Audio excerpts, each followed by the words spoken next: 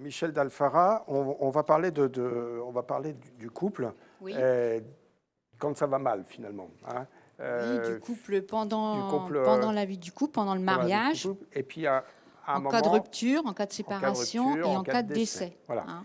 Donc Alors, pour le couple, alors quel que soit le mode de conjugalité, hein, puisqu'aujourd'hui, Pax, mariage ou concubinage, chaque couple choisit sa façon de s'unir hein, selon ses besoins, ses aspirations. Hein. Et le logement, souvent, est au cœur de ces couples, puisque c'est souvent le projet essentiel dans la vie d'un couple.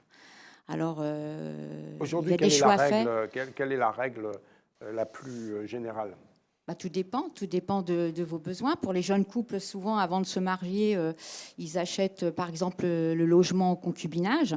Donc, ils sont soumis au régime de l'indivision, puisque c'est pas, le mariage n'est pas projeté dans l'immédiat. Donc, alors, il faut aller voir le notaire, parce que même s'ils achètent à concurrence de 50-50, il faut bien faire attention que la réalité de la contribution de chacun des indivisaires représente bien, la réalité de leur contribution. Hein, puisque en cas de séparation, quand on est soumis sous un régime de l'indivision, ce qui est à l'un est à l'autre. Hein, et après, l'indivisaire qui aura payé plus que l'autre, il ne pourra que compter soit sur la bonne entente de son concubin, ou s'il est de mauvaise foi, il ira approuver que il a contribué beaucoup plus que lui. Il faudra qu'il apporte toutes les preuves permettant ce financement. D'accord. Donc là, on est sur le cas du couple qui est en concubinage et qui achète 50-50 un appartement. Et lorsqu'ils se séparent, bah, chacun reprend ses billes, hein, 50-50. Hein. Dans le cas du mariage... Pour les gens mariés, il y a deux régimes hein, principaux. Le régime de la communauté, hein, où tous les biens sont confondus. Ce qui est à monsieur est à madame et réciproquement. Le logement de famille, bien souvent, s'il est acheté pendant la communauté, il appartiendra à concurrence de moitié à monsieur et l'autre moitié à madame. En cas de séparation, pas de difficulté. Soit un des époux rachète la part de l'autre, ou alors financièrement, il ne peut pas le faire. Et dans ce cas-là, ils vendent le bien. Mais il n'y a pas de difficulté. Sous le régime de la séparation de biens, c'est l'époux qui finance le bien et qui figure seul dans l'acte d'acquisition, qui a la propriété exclusive du logement. Et si la part de financement est... Alors, si la part de financement, c'est ce que je dis, hein, allez voir son notaire, hein, puisque le notaire aura le rôle d'attirer l'attention des deux époux, pour que la part contributive corresponde bien à la réalité de la participation financière de chacun. Si un couple achète un logement et qu'en fait il est financé par les fonds de l'un des deux qui a eu ses fonds par donation ou succession. Alors, à ce moment-là, il faut prévoir une clause d'emploi dans l'acte pour indiquer que ces fonds qui lui ont permis d'acheter le bien lui provient d'une donation ou d'une succession, ou de fonds qui lui appartenaient en propre. D'accord. Pax, concubinage. Alors, Pax, il faut distinguer aussi les Pax conclus avant le 1er janvier 2007.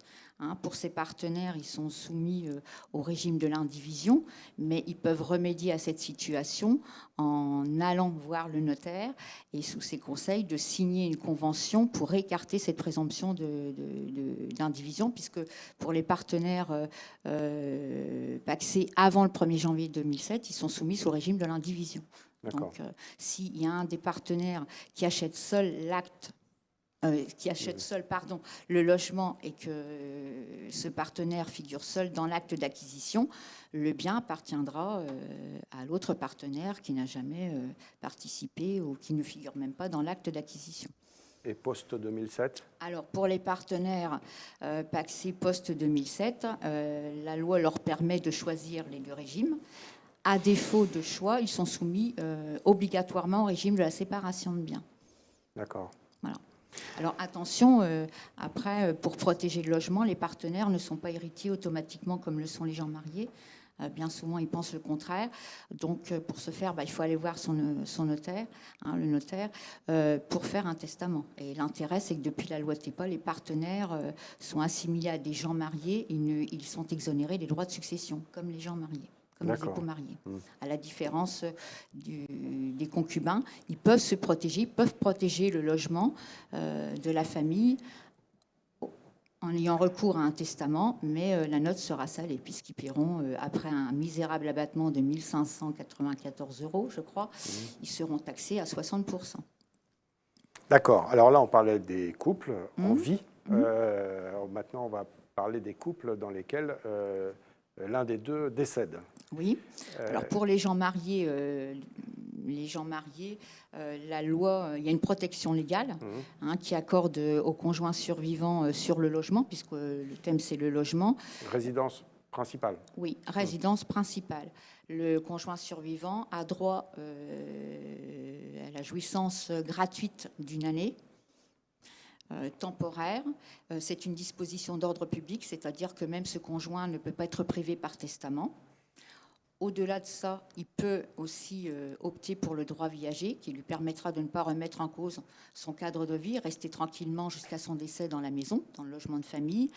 Donc ça veut dire qu'il va prétendre à un droit d'usage permanent. Voilà, un droit d'usage permanent, sans être inquiété par un des enfants qui pourrait appréhender la part de son père ou de sa mère prédécédés. À charge pour lui, bien sûr, de supporter toutes les charges usufruitières du logement, c'est-à-dire les charges d'entretien.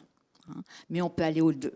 Alors, si ce droit viager ne correspond pas ou ne s'adapte pas aux besoins parce que les époux veulent se protéger au maximum, alors à ce moment-là, aller voir le notaire et il faut se diriger vers des libéralités en usufruit qui, là, permettra, si le conjoint a une petite retraite, la donation entre époux lui permettra que si demain la maison est trop grande et qu'il ne peut plus, répondre à l'entretien, il pourra louer la maison sans avoir de compte à rendre aux enfants et percevoir la totalité des revenus.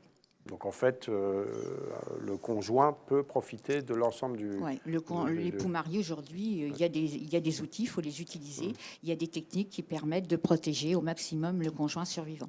De même qu'avant d'aller se marier ou faire un contrat de mariage, par exemple, on peut très bien vouloir rester sous un régime de communauté, mais dans un contrat de mariage, prévoir une clause de préciput qui permettra au conjoint survivant de prélever avant tout partage les biens qu'il souhaite, et souvent c'est le logement de famille qui lui permettra de ne pas se retrouver dans une situation de partage avec les autres héritiers. Et alors c'est différent pour les autres, les résidences secondaires ?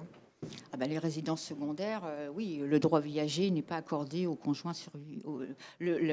Pour les résidences secondaires, le droit viager et le droit de la jouissance temporaire ne s'appliquent pas. Très bien. Parfait. Donc en fait, on voit qu'il y a malgré tout, il y a des règles qui sont un peu contraignantes, mais qu'il y a des possibilités de s'en extraire un peu, de les adapter en allant voir son notaire. notaire. Voilà. Très bien.